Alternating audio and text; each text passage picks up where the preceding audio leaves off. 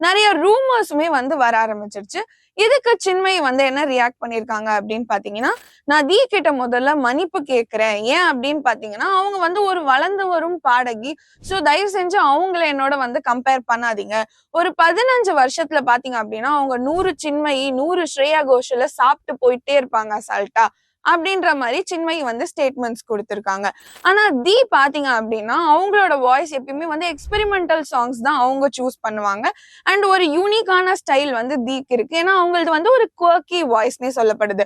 ஆனா Chinmayi on the other hand பாத்தீங்கன்னா, எல்லா லவ் ட்ராக்ஸ், மெலோடியஸ் சாங் எல்லாம் பார்த்து நம்மளோட நெஞ்ச வந்து அப்படி டச் பண்ணிடுவாங்க. ஒரு பக்கம் வந்து கமல்ஹாசனோட கன்னடா கான்ட்ரவர்சி போயிட்டு தான் இருக்கு தக் லைஃப்ல. இது என்னடா இப்போ வந்து மியூசிக்ல ஆரம்பிச்சிருக்கு அப்படின்னு பாத்தீங்கன்னா, எனக்கு நினைவு தெரிஞ்சு பாத்தீங்கன்னா, இந்த புஷ்பா 2 ஒரு சிங்கர் வந்து ஒரு வெர்ஷன்ல பாடுறதும், வேரியஸ் சிங்கர்ஸ் வந்து வேற வேற வெர்ஷன்ல பாடும்போது தமிழ், ஹிந்தி, மலையாளம், தெலுங்குன்னு வந்து எல்லாமே கிளிப் பண்ணாங்க. ஸ்ரீவள்ளி அண்ட் சாமி சாமிக்கு இது நடந்தது. அண்ட் இது வந்து ஒரு தெரிஞ்ச சிங்கர் ஒரு வெர்ஷனை பாடும்போது, இன்னொரு தெரிஞ்ச சிங்கர் அதே வேற லாங்குவேஜ் வெர்ஷன் பாடும்போது பயங்கரமா வந்து அதை கனெக்ட் பண்ணி எந்த வெர்ஷன் நல்லா இருக்கு அப்படின்றது வைக்கிறது நியாயமான விஷயம் தானே அப்படின்னு மக்கள்லாம் யோசிச்சாலுமே, ஏன் தீ வந்து ஆடியோ லான்ச்ல பாடல, சின்மயி பாட விட்ட ரீசன் என்ன,